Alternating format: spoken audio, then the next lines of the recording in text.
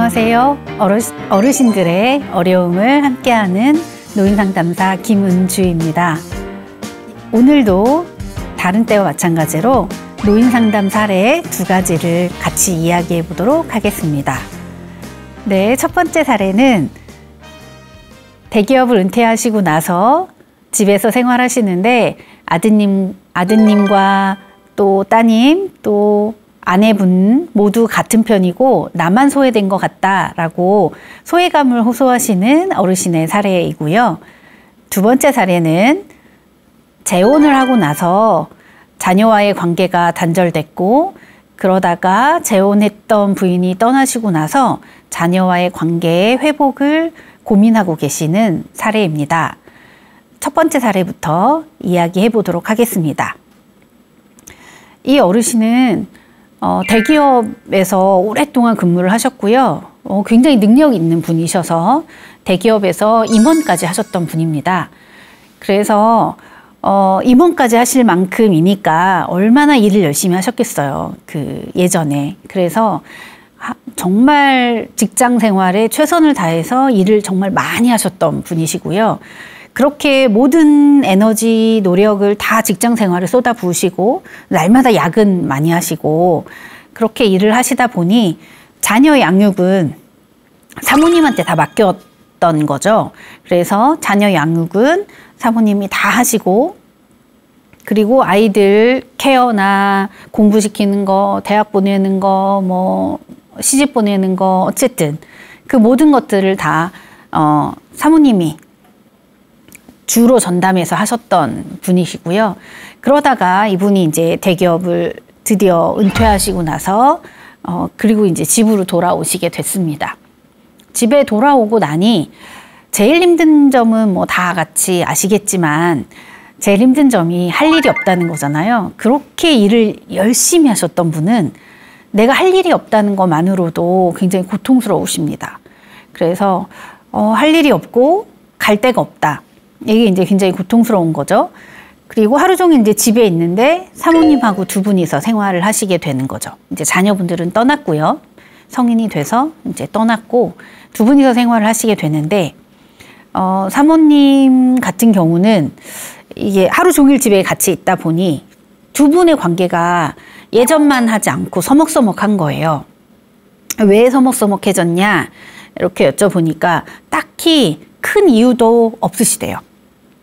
그러니까 남편분은 어르신은 너무 일을 열심히 하시고 그 모든 에너지와 뭐 그 삶의 모든 것들을 다 직장 생활과 그쪽에 쏟아부으시니 사모님은 사모님대로 집안일과 자기 이쪽으로 생활을 하다 보니 그냥 둘이 있는 게 어색해지고 둘이서 접점, 그러니까 중간에 공통점을 찾을 수가 없게 됐고 부부가 그렇게 됐고 둘이 뭐 얘기 나눌 것도 없고 이렇게 된 거예요. 자녀가 떠나고 나서.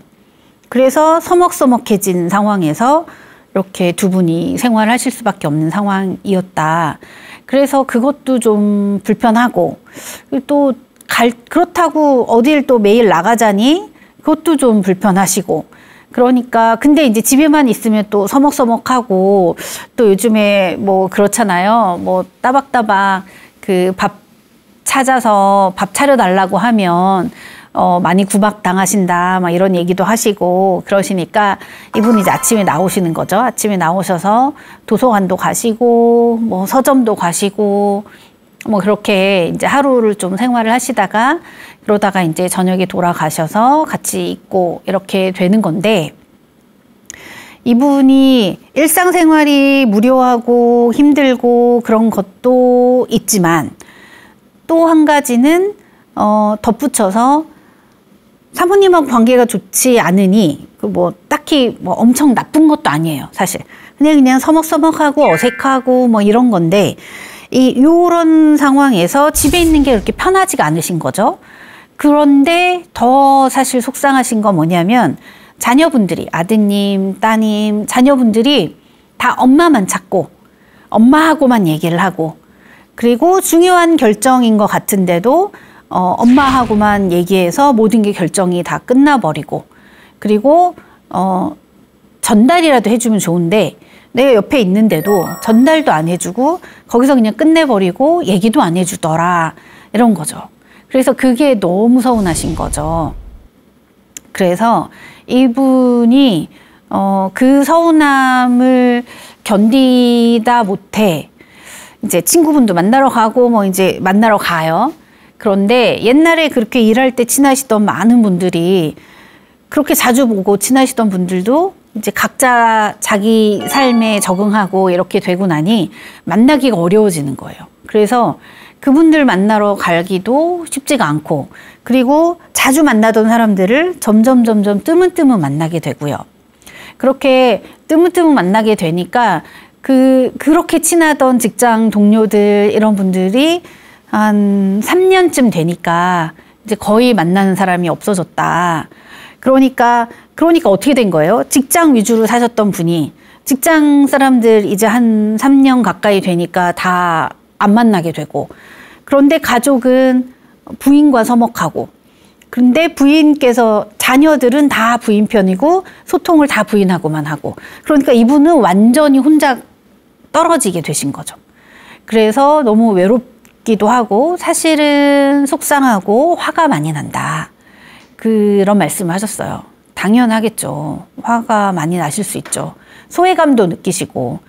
예를 들면 이런 거예요. 이분이 이제 제일 화가 나셨던 게, 우리 엄마 너무 고생하니까 어머님이 이제 뭐 음식도 해주시고, 뭐 가끔 애도 봐주시고 그런데요, 가서. 그러니까 엄마 너무 고생한다 이러면서 자녀들, 뭐 따님 뭐 이런 분들이 엄마 막 살뜰히 챙기고 걱정하고 엄마 너무 고생하니까 여행 좀 가시라고 여행 보내드리겠다 뭐 이런 얘기를 하고 하는데 그 아버지인 자기한테는 아무 얘기도 없는 거죠.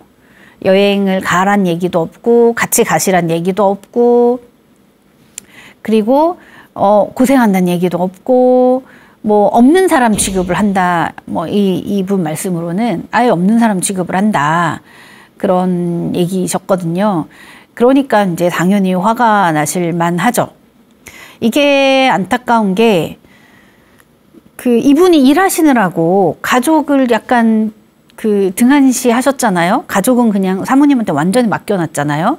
그러니까 당연히 자녀들은 엄마랑만 소통하고 아빠랑 소통하는 거가 익숙하지 않고, 그리고 아버지랑 소통하는 걸 어떻게 해야 되는지 잘 모르고 엄마랑 소통하는 게 너무 익숙한 상황인 거고, 그리고 또 말씀드려서 그렇지만 어머님은 음식도 해주기도 하고 김치도 담가주기도 하고 반찬도 해서 보내주시기도 하고, 그리고 애도 봐주신단 말이에요. 급할 때 와달라 그러면 가서 애도 봐주시고 맡기기도 하고, 그러면 그렇게 해서 어머님한테는 잘해야 될 충분한 이유가 있죠. 이 자녀분들이 실질적인 도움을 받으니까요. 그래서 그렇게 잘 하고 있는데, 근데 아버님한테는 서로 소통하는 것도 익숙하지도 않고, 아버지 일하시느라고 바쁘셔서 그래서 가족들하고 별로 그렇게 뭐 관계를 쌓거나 뭐 이렇게 오손도손 즐거운 시간을 보낸 적도 별로 없으시고, 그리고 지금 현재 상황에서 뭐 도움이 되는 것도 별로 아니고 그런 거죠. 실질적인 도움은 어머님은 현실적으로 도움이 되지만 아버님은 별로 도움이 안 된다 이거죠. 그래서 이게 제일 정말 안타까운 것 중에 하나가, 이 아버님이 어머님이랑 관계가 좀 그냥 그저 그렇게 그냥 소원하지만 않았으면, 이 어머님이 아버님을 챙기시면 사실 이게 같이 어우러져서 가족이 화목하게 어느 정도 유지가 될 수 있긴 한데, 근데 어머님이 아버님을 조금 서먹하시고 조금 소외를 시키신다 이러시면 자녀들은 엄마 편일 가능성이 크기 때문에 아버님 혼자 완전히 동떨어질 가능성이 굉장히 큽니다. 실제로 이런 가족이 너무너무 많습니다. 그러니까 이 어르신 너무 화가 나시는 거죠. 내가 그래도 평생 일해서 먹고 살 수 있게 평생 열심히 힘들게 일해서 했더니 이제 나를 이렇게 찬밥대고 하냐. 이게 이제 어르신이 화가 제일 많이 난 이 부분이었고, 그리고 이분이 이제 너무 화가 나니까 지금은 뭘 하고 싶으셨냐면, 황혼 이혼을 하고 싶다. 이게 이제 이분 생각이셨거든요. 그러니까 어차피 나를 대우를 안 해주니 나는 그냥 이혼이라도 하고 싶다. 나 그냥 안 보고 싶다. 이런 거죠. 굉장히 극단적인 상황이죠. 그래서 이 부분과 관련돼서 상담을 하시면서 얘기를 좀 나눠보면, 첫 번째는 그러면 한번 생각해 보세요. 황혼 이혼을 하면, 지금 이 상태에서 이혼을 하면 누구한테 제일 유리할 건가 생각해 보시면 누가 유리할까요? 그리고 이 황혼 이혼을 해서 누가 이득을 제일 많이 볼 건가? 그것들을 생각해 보더라도 이 어르신한테 별로 이득이 가지 않습니다. 큰 이득이 가지도 않고요. 그리고 황혼 이혼을 한다고 치더라도 그렇더라도 뭐 누구를 힘들게 하는 것도 아닌 상황인 거예요. 마치 복수처럼 황혼 이혼을 하겠다라고 외치셨지만 복수가 되지도 않습니다. 이 상황에서는. 그래서 이분이 얘기하는 황혼 이혼은 사실 그닥 그렇게 도움이 될 만한 그런 해결책은 아닌 것 같고요. 그리고 사실 이혼을 하기도 쉽지 않습니다. 동의가 안 된다면, 물론 뭐 합의를 해주면 모르겠지만 합의가 안 되신다면 특별한 사유가 없으시기 때문에 쉽지 않아요. 그런데 이분이 그래도 느끼는 나의 소외감, 이런 게 있잖아요. 그래서 이분이 해야 될 가장 첫 번째 일은 뭐냐면, 지금이라도 내 이야기와 내 감정과 내가 느끼는 이 소외감, 내가 느끼는 이 배제되는 느낌, 이 속상함, 이것들을 솔직하게 이야기하고 관계를 회복하기 위해 노력하는 것이 가장 큰 첫 번째 하셔야 될 일입니다. 그거 싫어서 그냥 나 이혼할래 이렇게 선언을 하셨지만 좋은 방법은 아니시고요. 네, 관계를 회복해야, 그래야 가족 관계까지 다 회복이 될 거고, 지금 당장 화가 난다고 이혼하는 게 다가 아니라 멀리 보고 장기적으로 보자면 나에게 가장 든든한 내 편이 돼주고 나의 가장 기쁨, 내 남은 삶의 가장 기쁨이 될 것들은 결국은 자녀들이고, 또 손주 보는 낙에 사시잖아요. 자녀들이고 손주들이고 가족들일 거예요. 그러니까 이분이 좀 마음을 속상하고 화가 난 마음을 좀 누그러뜨리시고, 그리고 일단 첫 번째는 사모님하고의 부인과의 관계를 회복하기 위해 노력하셔야 되는 부분이 있습니다. 그런데 아시다시피 부부 관계라는 게 쉽지 않아서, 이게 물론 뭐 특별한 일은 없어서 크게 뭐 싸우거나 뭐 한 것도 없이 그냥 서먹서먹한 거예요 라고 말씀은 하시지만, 그 몇십 년의 세월 동안 쌓인 여러 가지 서운함과 속상함이 없었겠어요? 그 부부가 있었겠죠. 당연히 있었겠죠. 여러 가지 것들이. 그러니까 이분은 우린 특별한 일이 없었는데 그냥 관계가 이래요, 이렇게 얘기하는 것보다는 사실 그동안에 있었던 일 중에서 특히 우리가 다시 되짚어보고, 그래서 관계를 좀 회복할 수 있게 노력을 하려면 잘못했던 일에 대한 사과는 사과하고, 그리고 내 솔직한 감정들 이야기하고, 그렇게 하면서 소통을 할 수 있는 고리들을 만들어 나가야 된다. 이 가족의 제일 문제는 일단 이분이 사모님하고 관계를 회복하는 것에서 제일 첫 번째 시작이다. 그래서 부부 상담을 좀 받으시면 좋습니다. 이런 경우에. 그래서 부부끼리 솔직한 감정을 혼자서 잘 안 돼요. 그리고 부부끼리 잘못 솔직한 감정을 이야기하다 보면 싸움이 더 커집니다. 감정까지 막 쏟아놓고, 뭐 몇십 년 전 것까지 막 쏟아놓고 얘기를 하다 보면 부부싸움이 더 격렬해지고 더 극단적이 되고 강해집니다. 크게 싸움으로 번질 수 있기 때문에 부부 상담이라는 틀 안에서 상담자가 조율하는 과정에서 이제 솔직하게 자기 감정 얘기하고, 예전에 있었던 서운한 점, 힘들었던 점, 이런 것들 다시 공유하고, 솔직한 이야기들을 하면서 미안한 건 미안하게 충분히 사과하고, 또 내가 원하는 건 또 원하는 거대로 진심 어린 이야기들을 서로 나눌 수 있도록 그렇게 관계 회복을 좀 하시면 좋을 것 같습니다. 그래서 이분은 혼자서는 안 될 것 같고요. 부부 상담을 통해서 두 분이 같이 관계 회복을 하기 위한 프로그램을 하시면 좋겠고, 그리고 부부 상담을 오시는 게 힘드시면 뭐 노인복지관이나 이런 데 가시면 부부 관계 향상 프로그램 같은 거 부부가 같이 참여하는 그런 부부 관계 향상 프로그램들이 좀 열릴 때가 있습니다. 그래서 그런 것들을 좀 찾으셔서 부부 관계 프로그램을 좀 참여를 해보시면 그러면 도움이 충분히 되실 거라고 생각이 듭니다. 그래서 그런 것도 좀 추천을 드리고요. 그 다음에 관계가 너무 서먹해서 지금 어떻게 말을 꺼내야 될지도 모르겠다. 어디서부터 시작해야 될지도 잘 모르겠다. 이렇게 할 때가 있으시죠? 그런 경우에 이분 같은 경우는 자녀분들이 있으시잖아요. 그래서 차라리 자녀분들이 객관적이고 그냥 독립적인 입장에서 이야기도 나눠주실 수도 있고 적절한 조언을 해줄 수가 있습니다. 뭐 어머님 입장을 대신 설명해 주시기도 할 거고요. 아버님 입장을 어머니한테 전달해 주실 수도 있고요. 뭐 아드님이나 따님이 있으니까 따님이 또 그런 역할을 해 주실 수도 있어요. 상담자 역할처럼 중재하는 역할을 해 주실 수도 있기 때문에 따님이나 또 아드님에게 도움을 요청하셔서 내가 엄마랑 좀 잘 관계를 회복하고 싶고 우리 가족이 화목하게 살았으면 좋겠다. 그걸 위해서 너희들이 좀 도와줬으면 좋겠다. 그래서 자존심 같은 거 내려놓으시고 그렇게 도움 요청을 하셔서 도와달라고 진솔하게 자녀분들과 이야기하실 필요가 있습니다. 그러면 아마 자녀분들이 기꺼이 도움을 주실 수 있지 않을까 그런 생각이 들고요.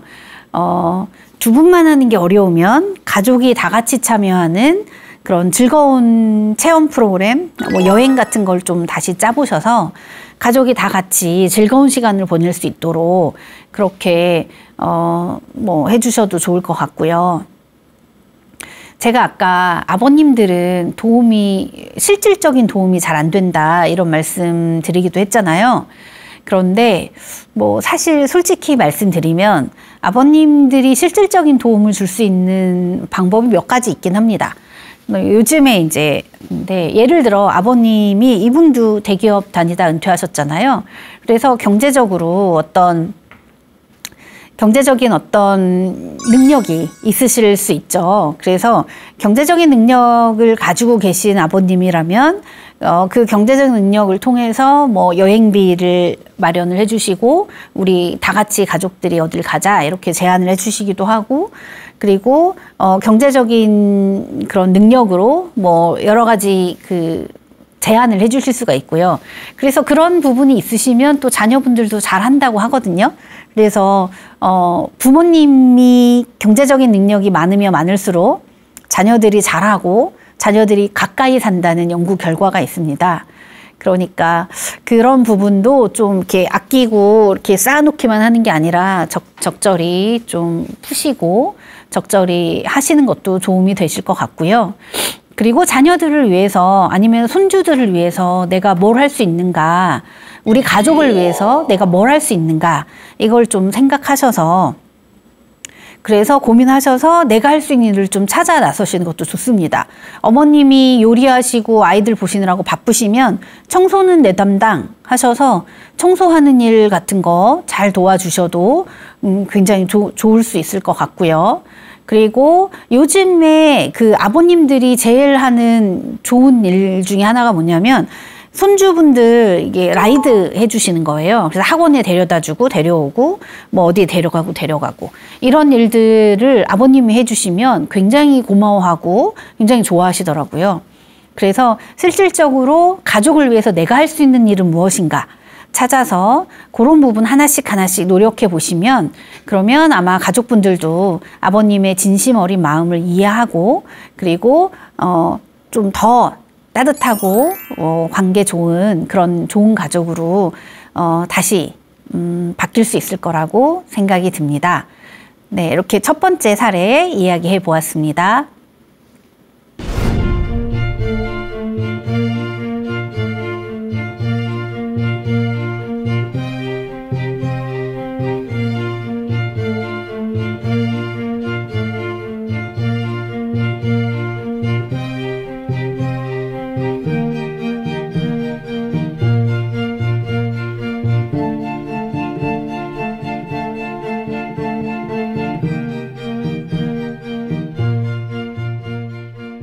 이제 두 번째 사례 말씀드리도록 하겠습니다.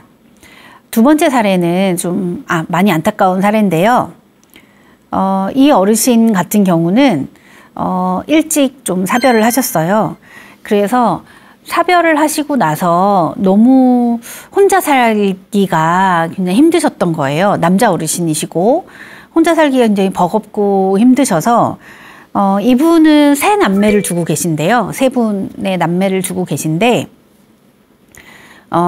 재혼을 해야겠다 생각을 하시고 마침 또 그 적당한 어르신, 여자 어르신을 만나셔서 연애도 좀 하시게 되셨고 그래서 재혼을 해야겠다라고 결심을 하시게 됐습니다. 그래서 재혼을 하고 싶다라고 얘기를 하니까 자녀분들이 안타깝게도 반대를 많이 하셨대요. 그래서 이 자녀분들이 반대한 이유는 뭐냐면 이분이 어쨌든 집도 좀 가지고 계시고 재산이 아예 없는 분은 아니셨기 때문에 혹시 재산 때문에 오신 분일 수도 있다. 그리고 뭐 여러 가지 문제가 복잡해지니 그냥 동거만 하시고 그리고 재혼은 안 하시면 좋겠다. 그렇게 아마 얘기를 하셨나 봐요. 그런데 이분은 내가 앞으로 살 날이 창창하고 그리고 내가 재혼하고 싶어서 하는데 그리고 재산이라고 해도 내 재산이고 내 건데 또 나도 성인으로서 내가 결정할 수 있는 거지. 자녀들이 뭐 해라 마라 한다고 해서 내가 안 할 것도 아니다. 그리고 또 그 새로 만난 이 여자 어르신을 너무 좋아하셨던 거죠. 그래서 이 여자 어르신하고 꼭 재혼이 하고 싶으셨대요. 그래서 자녀들이 반대함에도 불구하고 내 재산이고 내 일이고 내가 결정할 거다라고 하시고 강행하신 거죠. 그래서 재혼을 강행하셨습니다. 강행하시고 나니까 자녀분들은 더 서운한 거죠. 아버지가 강행하시니까. 그래서 그때 너무 서운하다라고 얘기하고 서운함을 호소하면서 그때부터 관계를 끊었습니다. 연락을 끊으셨어요. 그래서 아드님들, 따님도 한 분 계신데 세 분 다 관계를 끊었습니다. 그래도 아버님은 어차피 반대했었기 때문에 그래 내가 결혼하려면 어쩔 수 없다. 그렇게 생각하시고 그냥 결혼하셨고요. 그렇게 이제 생활을 시작하셔서 재밌게 나름 사시게 되셨습니다. 아드님, 따님들하고는 좀 시간이 지나면 처음에야 서운해서 얘네들이 그러겠지만 시간이 좀 지나고 나면 그래도 마음이 풀리고 그러면 이제 받아들여 주겠지. 그런 생각이 있으셨대요. 그런데 딱히 관계를 회복할 기회를 잡지를 못하셨고 그렇게 한 10년이 지나버리신 거죠. 그래서 10년도 지나서 자녀분들하고 연락도 끊긴 지 꽤 됐고 그리고 이분은 이제 재혼하신 분하고 계속 살게 되셨고 재혼하시면서 이분을 너무 좋아했기 때문에 가지고 계셨던 집이 계셨는데 이 집과 관련돼서도 내가 재혼하는 기념으로 해서 공동명의로 바꿔주셨다고 해요. 그렇게 살고 계셨죠. 그래서 그렇게 살 때까지는 좋으셨다고 하고요. 굉장히 나름 행복한 시간을 보내셨다가 안타까운 일이 발생하게 됩니다. 이 어르신이 갑자기 뇌졸중으로 쓰러지시게 된 거예요. 그래서 건강이 급격하게 나빠지셨습니다. 그래서 누군가 간병을 해야 되는 상황이고요. 외부 활동이 좀 불편해지셨고 병원을 이제 계속 왔다 갔다 해야 되는 상황이 됐고 이제 누군가 완전히 간병인의 도움이 필요하신 상황이 되신 거죠. 그래서 그런 생활을 조금 몇 달 이렇게 진행돼서 그렇게 하고 계셨었는데 너무 속상하게도 그동안 같이 재혼해서 살고 계셨던 이분이 갑자기 집을 떠나버리셨습니다. 그래서 이 어르신이 혼자 남게 되신 거예요. 그러니까 나는 당장 간병해주거나 식사를 챙겨주거나 간병을 해줄 사람이 없으면 생활이 너무 불편한 상황인데 그런 상황에서 떠나버리신 거죠. 그래서 이분이 경험하는 그 배신감, 떠나버리신 그 여자 어르신에 대한 배신감이 너무너무 크신 상황이었고, 그래서 뭐 사실은 뭐 지구 끝까지라도 찾아낼 수만 있으면 수소문해서 찾아내서 데리고 오고 싶다 막 이렇게 얘기는 하셨지만 사실 어떻게 찾겠어요. 찾을 수도 없는 상황이었고, 그래서 나는 그 사람을 위해서 자식들하고 연을 끊는 것까지 하면서 그 사람을 위해서 모든 걸 희생했는데 그 사람은 이렇게 허무하게 떠나버렸다. 그래서 그거에 대한 안타까움, 속상함, 그 배신감, 거의 화병이 날 지경이셨죠. 그래서 그런 이제 그 감정들을 많이 호소를 하셨고요. 그런데 이런 감정이 해결도 되기 전에 당장 문제가 생깁니다. 뭐냐면 당장 생활이 안 되는 거예요. 간병하실 분이 없고 식사 챙겨주실 분이 없고 이분은 몸이 불편하시고, 그러니까 당장 생활이 안 되기 때문에 방법이 없는 거예요. 그래서 당장 생활이 안 되니까 그럼 어떻게 해야 되냐 하면 자녀한테 연락할 수밖에 없는 상황이 되신 거죠. 그래서 자녀한테 연락을 해야 할 것 같다. 근데 걱정은 그건 거예요. 그동안에 그렇게 관계가 끊어졌던 자녀들이 지금 내가 몸이 아파서 이런 상황에 부인은 떠나버렸고, 이 상황에서 내가 연락을 하면 내 이 돌봄을 나한테 줄까? 나를 받아줄까? 이거죠. 어떻게 생각하세요? 자녀분들이 받아주실까요? 쉽지 않겠죠. 쉽지 않을 것 같습니다. 이분은 받아줄 거라고 나름 기대를 하면서 자녀한테 연락을 해보고 싶다라고 얘기를 하셨지만 연락을 안 해볼 수는 없죠. 그래서 저희가 상담하면서 도와드린 건 일단 뭐 연락은 해볼 수 있죠. 지금 상황이 이러이러하니 도움을 줄 수 있냐, 연락은 해볼 수는 있다고 생각합니다. 그런데 연락을 했을 때 아주 냉정하고 차갑게 거절당할 수 있다. 이것도 염두에 두셔야 되는 거죠. 받아주시면 너무 고마운 일인 거고, 근데 만약에 아주 차갑고 냉정하게 거절당했을 때 그 다음에 나는 그럼 어떻게 할 거냐, 그거에 대한 대비책이 필요한 거죠. 그래서 그런 경우에 나는 내가 그동안의 과정과 있었던 일들을 생각하면 그 자녀분들의 마음을 충분히 이해하고 충분히 그 상황을 존중해야 된다. 아버님이 무조건 자녀니까 도와줄 거다라고 기대하고 전화를 하면, 그러면 더 큰 상처와, 지금 어쨌든 떠난 부인 때문에 이미 배신감과 상처를 가지고 계신데 자녀들로부터도 또 버림받았다 생각이 들면 또 더 큰 상처와 배신감이 또 들기 때문에 굉장히 신중하게 전화를 해야 되고, 전화를 해도 내가 충분히 거절받을 수 있다, 거절될 수 있다라는 거에 대한 준비를 충분히 하고 전화를 해야 된다.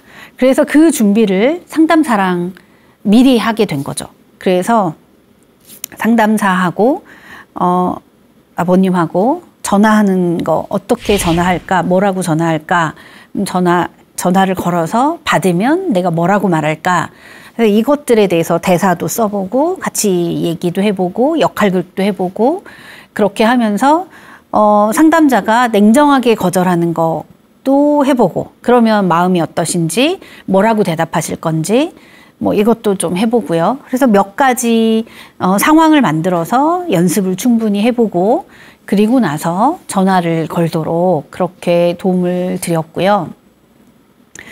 그리고 그럼에도 불구하고 안타까운 일은 이분을 사실 당장 간병해주고 생활을 도와줄 사람이 없다는 거죠. 그래서 결국은 그 제가 서비스, 집으로 찾아와서 서비스를 해주시는 분들이 있어요.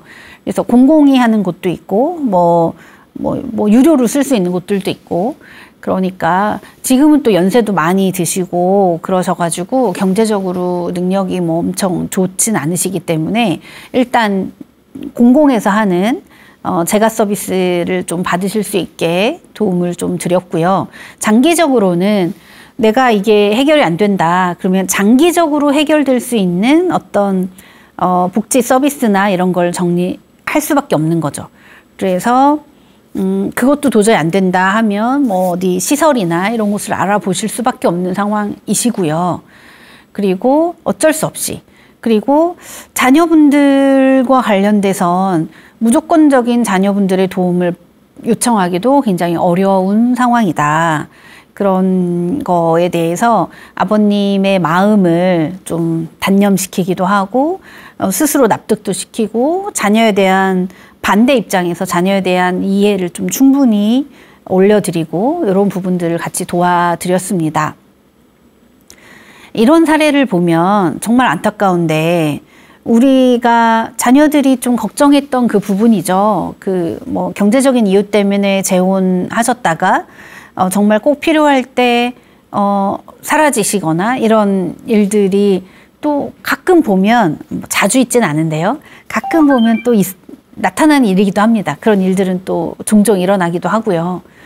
그런데 근데 그렇다고 해서 사람들하고 뭐 관계를 안 맺고 뭐 무조건 혼자 살아라 이렇게 할 수도 없잖아요.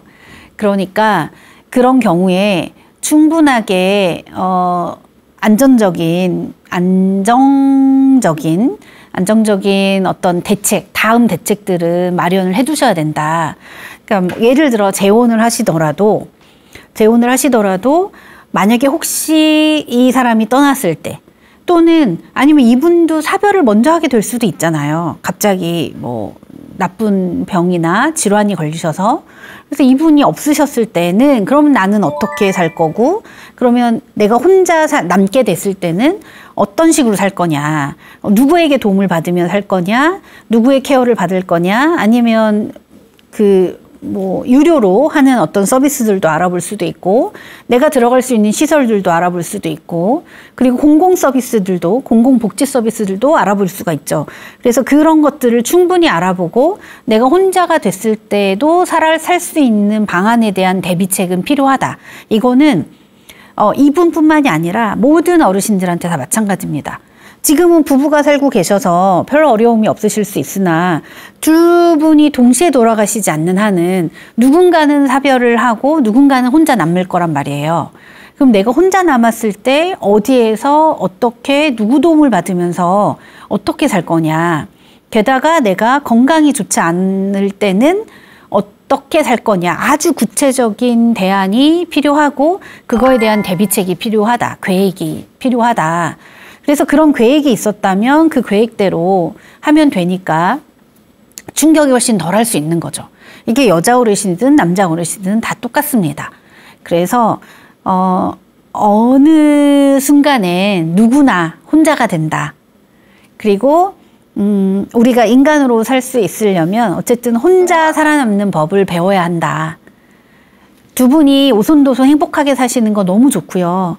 관계 좋으면, 부부관계 좋으면 너무 좋죠. 그러나 이게 영원히 갈 수는 없다. 누구든 혼자 사는 방법은 터득하고 혼자 살 수 있는 연습도 하셔야 된다. 이런 말씀 좀 드리고 싶고요. 그리고 이분 같은 경우는 조금 안타까운 부분이 또 뭐냐면 내가 재혼하고 싶은 마음이 갑자기 너무 커지셔서 그래 내가 성인이고 내가 번 돈이고 내가 결정하는데 뭐가 문제냐 이렇게 얘기하시는데 틀린 말씀이 하나도 없습니다. 맞습니다. 그리고 당연히 결정할 수 있는 권리가 있고 우리가 어떤 면에서는 어르신들의 결정을 자녀들이 대신해버리는 경우도 있어요. 약간 어르신의 의사를 좀 무시하는 경향이 있기도 하거든요. 근데 저는 사실 어르신이 뭐 성인이고 충분히 지금까지 기여하고 생활해온 바가 있기 때문에 어르신의 의사가 제일 중요하다라는 건 저는 굉장히 중요하다고 생각합니다. 내가 내 뜻대로 하는 것.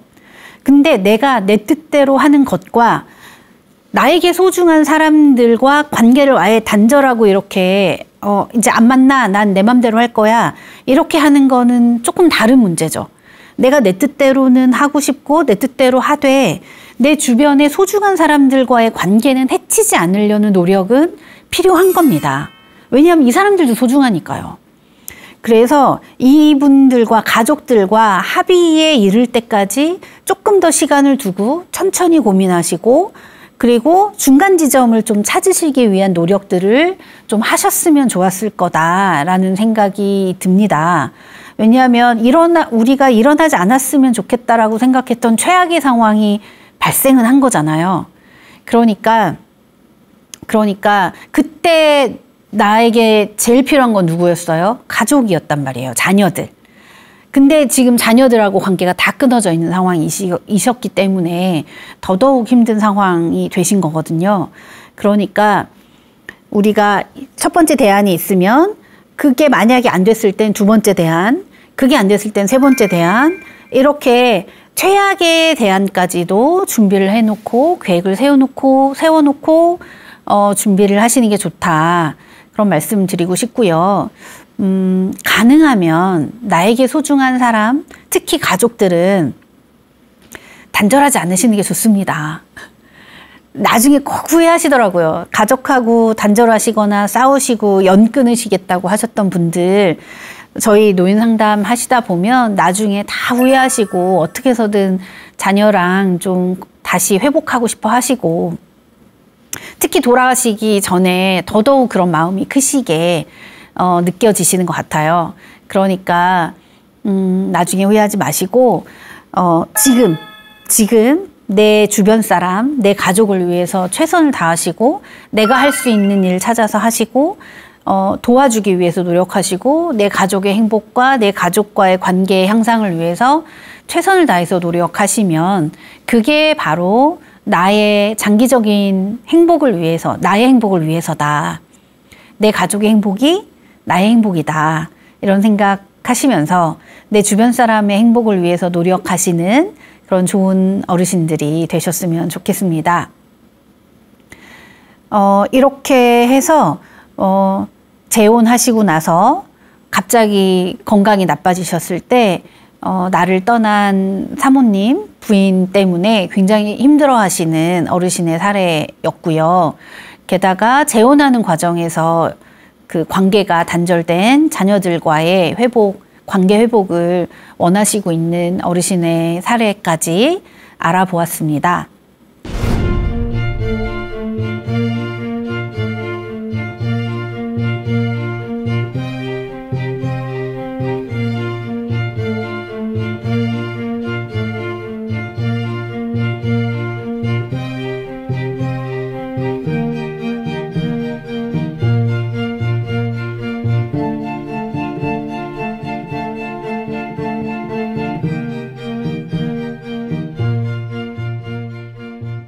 사모님과 자녀분들이 다 한편이어서 그래서 내가 소외되는 그런 사례였죠. 그래서 그 사례를 위해서 가족관계가 얼마나 중요한지 그런 이야기들을 해봤고요. 그래서 특히 부부관계가 노년의 삶에서 가장 중요하다고 말씀드려도 과언이 아닐 것 같아요. 그래서 부부관계가 얼마나 중요한지, 부부관계에 모든 에너지를 쏟으셔서 이 관계를 회복시키는데 노력을 하셨으면 좋겠다, 이런 말씀 드리고, 그리고 두 번째 사례에서 자녀들과의 관계가 단절된 부분 말씀드렸고요. 이 부분에서도 우리가 가족이라 함은 어디만 중요하고 어디는 필요 없어 이런 게 아니라 우리 가족 모두가 다 필요한 거고, 또 가족만이 아니라 내 이웃, 지인, 친구들 모두 다 소중하다. 나이가 드실수록 많이 말씀하시죠. 사람이 소중하다. 그래서 내 주변 사람을 챙기시는 그런 한 해가 되셨으면 좋겠습니다.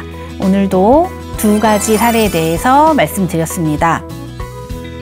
지금까지 노인상담 같이 이야기해본 노인상담사 김은주였습니다. 고맙습니다.